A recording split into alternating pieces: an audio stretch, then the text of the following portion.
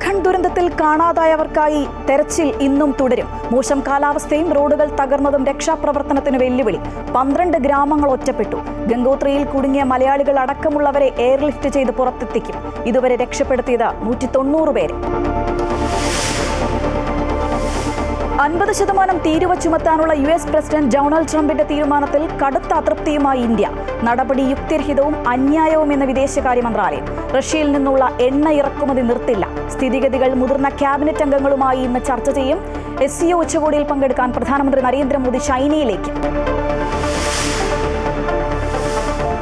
ബീഹാറിലെ വോട്ടർ പട്ടിക വിവാദത്തിൽ തുടർ നടപടികളും പ്രതിഷേധ പരിപാടികളും ചർച്ച ചെയ്യാൻ ഇന്ന് ഇന്ത്യ സഖ്യയോഗം.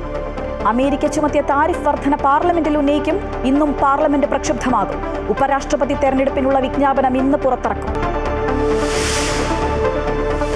എയ്ഡഡ് സ്കൂളുകളിൽ പട്ടികജാതി പട്ടികവർഗ വിഭാഗങ്ങൾക്ക് അർഹമായ പരിഗണന വേണമെന്ന നിയമസഭാ സമിതിയുടെ ശുപാർശ 8 വർഷമായിട്ടും നടപ്പായില്ല.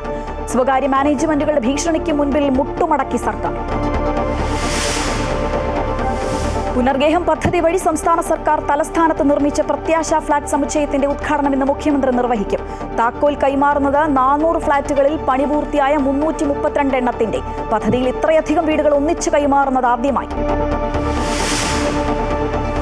ഓൾ ഇന്ത്യ ഫുട്ബോൾ ഫെഡറേഷന്റെ നിർണായക ചർച്ച ഇന്ന്. സാലറി കട്ട് ഉൾപ്പെടെയുള്ള വിവിധ വിഷയങ്ങൾ ചർച്ച ചെയ്യാൻ കേരള ബ്ലാസ്റ്റേഴ്സ് അടക്കമുള്ള ക്ലബ്ബുകളുമായി ഇന്ന് കൂടിക്കാഴ്ച.